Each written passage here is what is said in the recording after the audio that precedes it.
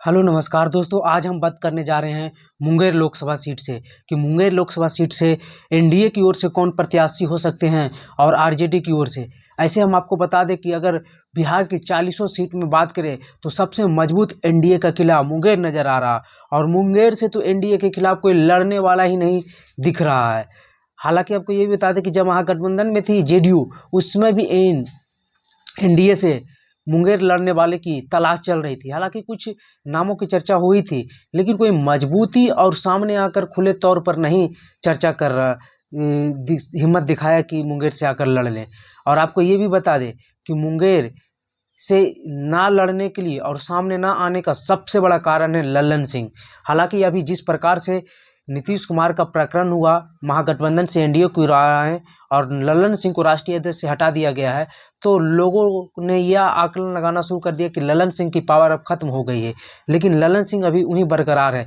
तो हम आपको बताते हैं कि लल्लन सिंह के खिलाफ मुंगेर से लड़ेगा कौन। एनडीए की तरफ से यह तय मानिए कि एनडीए की तरफ से लल्लन सिंह जेडीयू के उम्मीदवार होने जा रहे हैं। हालांकि काफ़ी अफवाह भी उड़ी थी कि लल्लन सिंह इस बार जेडीयू की उम्मीदवार नहीं हो सकते, क्योंकि उनको आरजेडी से करीबी माना जाता है। और इस बार अनंत सिंह की पत्नी नीलम देवी बीजेपी की उम्मीदवार हो सकती है मुंगेर से।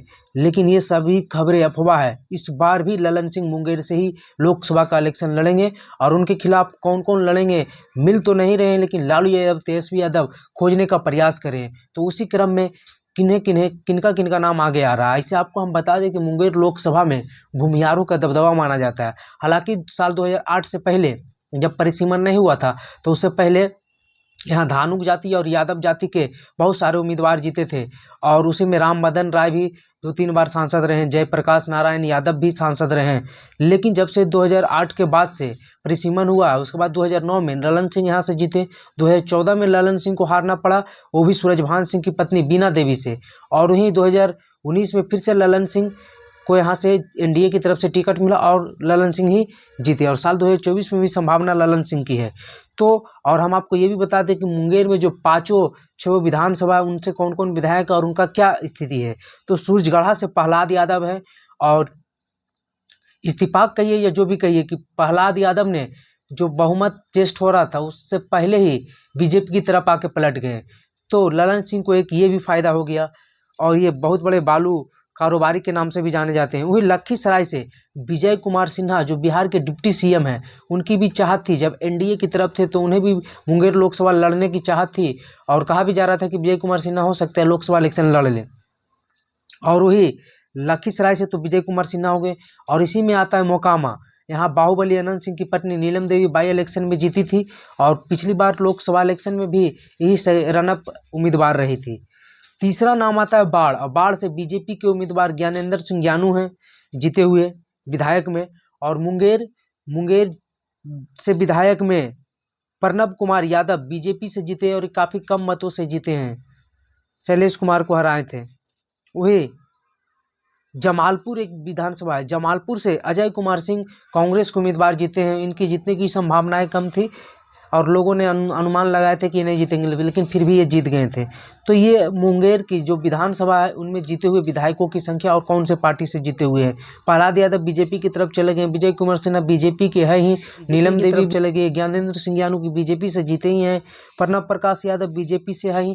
सिर्फ एक अजय कुमार जो जमालपुर से जीते हुए वही कांग्रेस के उम्मीदवार हैं। तो आरजेडी को उम्मीदवार खोजने में काफ़ी दिक्कत आ रही है। और इसी में से आरजेडी ने के जो उम्मीदवार संभावित उम्मीदवार हो सकते हैं, तो पहला नाम सबसे ज़्यादा चल रहा है अविनाश कुमार विद्यार्थी का। अविनाश कुमार विद्यार्थी मुंगेर के ही रहने वाले हैं और ये आरजेडी की तरफ से हैं, और अविनाश कुमार यादव के नाम से भी जाने जाते हैं। तो ये लव मैरिज शादी की, इनकी पत्नी कोई दलित परिवार से है, और इनकी चाहत इसलिए ये बिछड़ रहे हैं क्योंकि इनकी चाहत है कि ये जमुई से अपनी पत्नी को लोकसभा इलेक्शन लड़ाएं, और इनकी चाहत फर्स्ट प्राथमिकता है जमुई। तो देखने वाली बात होगी। दूसरी जो नाम चल रहा है जेडीयू के ही हैं, और शैलेंद्र कुमार, जो कि विधानसभा इलेक्शन में हार गए थे। लेकिन बात ये कही जा रही है कि नीतीश कुमार ने मिलकर उन्हें समझा दिया है, और शैलेश कुमार जेडीयू में ही रहने वाले हैं। तीसरा नाम जो आ रहा है आरजेडी से, वो अजय कुमार सिंह है। अजय कुमार सिंह का भी नाम काफ़ी तेज़ी से आगे बढ़ रहा है, और कहा जा रहा है कि लालू यादव डोरा डाल रहे हैं कि आप मुंगेर से लोकसभा का इलेक्शन लड़ लीजिए, लेकिन वहाँ से लड़ने के लिए अभी तक कोई सामने आकर नहीं खड़ा हुआ है।